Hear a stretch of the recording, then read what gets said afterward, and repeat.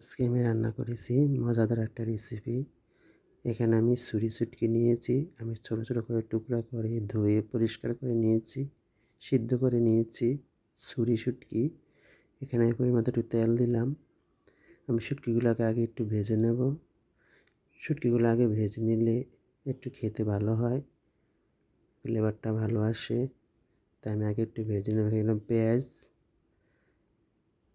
নিলাম আর আলু। আলু দিয়ে পেঁয়াজ দিয়ে আমি এই ছুরি শুটকি রান্না করব। প্রথমে আমি কিছু তেল দিলাম, এখানে পেঁয়াজ কুচি দিয়ে দিলাম। আমি আরেকটু তেল দিলাম, তারপর আমি আলুগুলা দিয়ে দিলাম। এখানে আমি পরিমাণ মতো হলুদ দিলাম,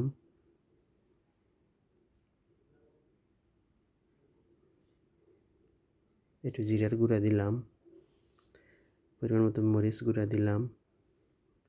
এখন আমি শুটকিগুলা দিয়ে ভালো করে নেড়ে চেড়ে মিশিয়ে নেব।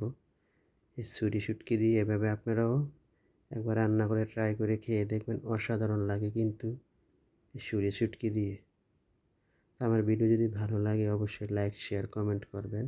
আমি এখন ঢাকনা দিয়ে ঢেকে দেবো সিদ্ধ হওয়ার জন্য। এখানে আমি পানি দেব না।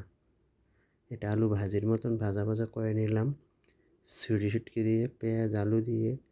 আমার মতে এই সহজ রেসিপিটা আপনারাও একবার ট্রাই করে দেখবেন।